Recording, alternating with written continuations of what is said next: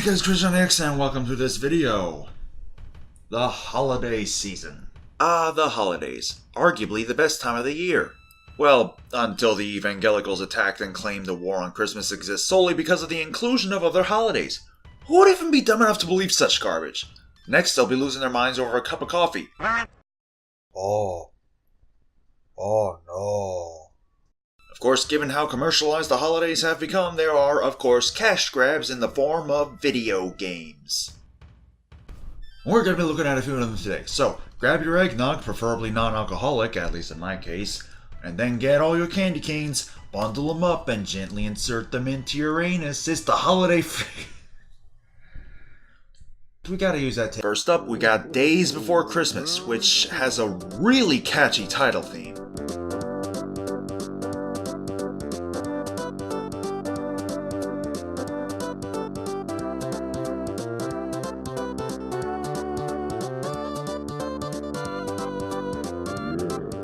The options. Easy, of course. Anti-time? I don't know what that is, but let's make it a full 30! So the story setup is explained in text, because SNES.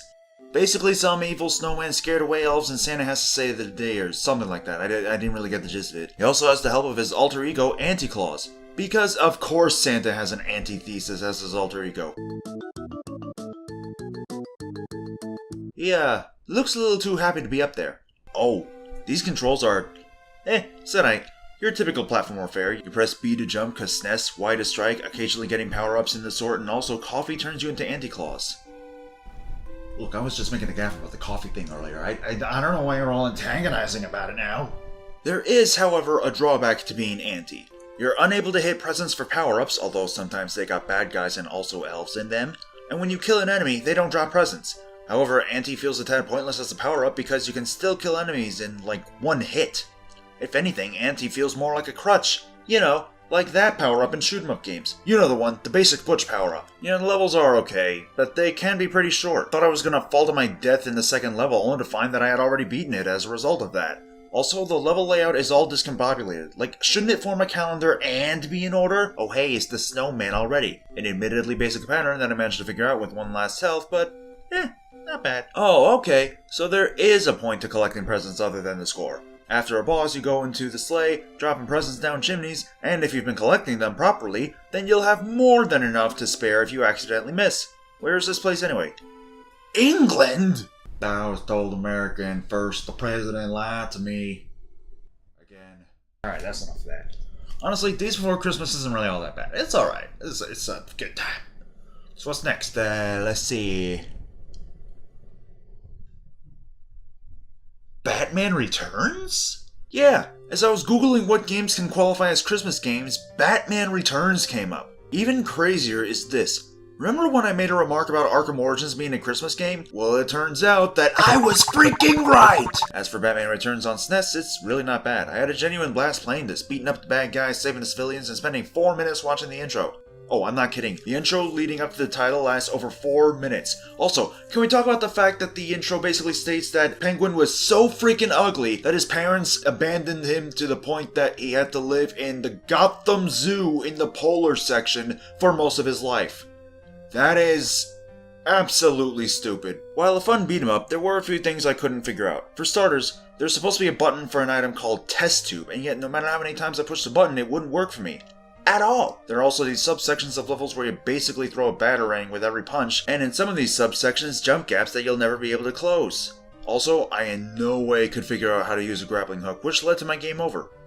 Yeah, this game's still fun. Also, I love throwing some of the enemies at the windows, breaking them as a result. It's so satisfying. This is clearly a better version of the Batman Forever game, though they could have done better with the enemy naming.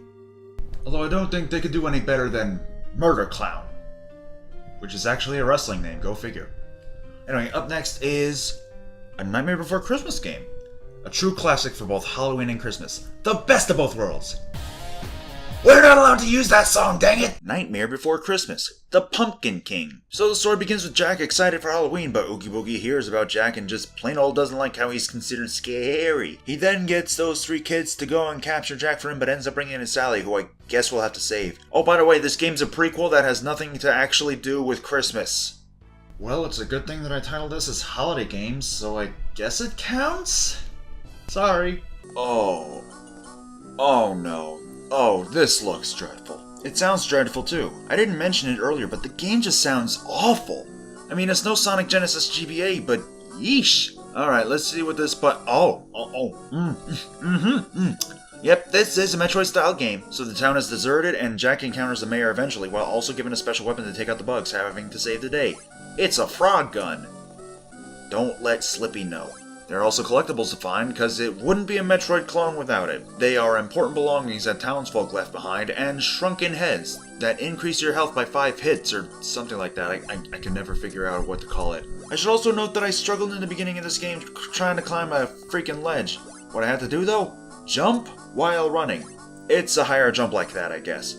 Also, just look at how he slinks up from the ledge. That's pretty funny. So yeah, it's your typical Metroid clone, but with Nightmare Before Christmas slapped onto it. Also, his dog Zero, the goodest ghost boy, is here. And you can pilot him through the chimney, which somehow brings Jack to the roof too. I just can't handle the logistics! Honestly, I think I might want to go over this like in fuller detail at a later date. You never know. Hey, that's 3 good games. I'm on a roll.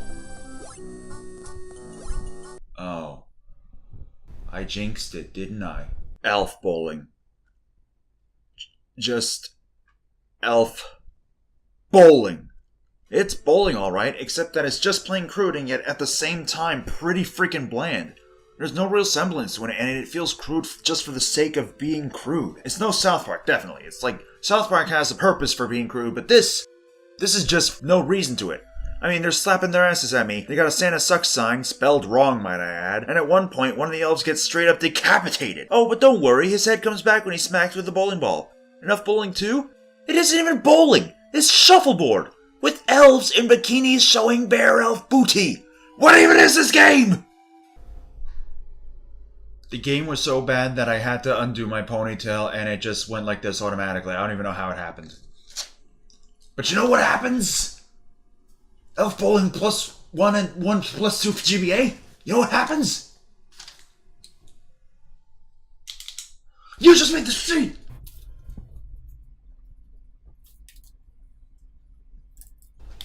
You know what's crazier, actually? I think there's a PS1 version of this, too. Never asked me to play it. Ever. Okay, well... one more and then I can go spend Christmas and stuff and all the holidays. What's next?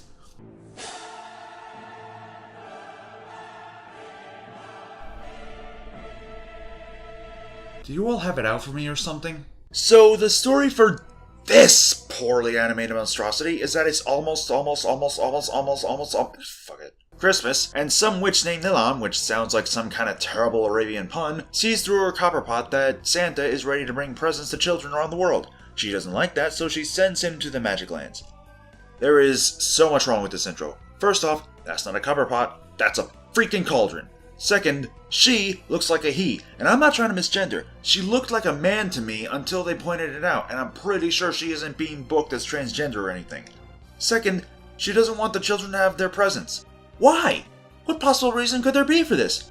All of this feels so lazy that Snorlax is looking at you with disgust. And the game itself? It is terrible. For starters, and for whatever reason, music only played during that intro. No title screen music, and no gameplay music. However, music did play for an invincibility run, but it was practically a 2-second loop. 2 freaking seconds! And I thought CFO $sign was lazy with their looped music. Wait, is that how it was actually pronounced? I don't think I've ever actually known how that group pronounced their name anyway. Second, it's a platformer. A platformer with a jump cycle where you slowly rise up and then fall down harder than in the Donkey Kong Country trilogy. How did they screw that up? Third, your attack? Your giant bag. It never hits anything. You're left to rely on snowballs and for whatever reason, tomatoes. Why tomatoes? What relation does that have to the freaking holidays? Fourth, your collectibles, for whatever reason, are basically colored Othello chips. As far as I know, they only matter with the score. Fifth and final, the game over screen is arguably the only good thing about it with how funny it is, but that charm fades away because the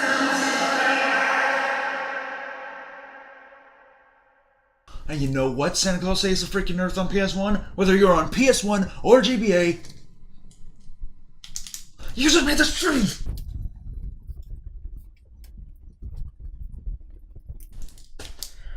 That's it. I'm converting to Judaism. Oh, that's right, I'm a giant chicken. Actually, are there even giant chickens for real?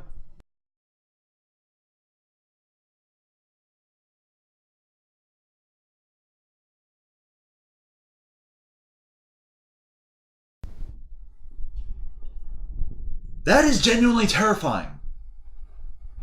Well, happy holidays. I'm gonna have nightmares.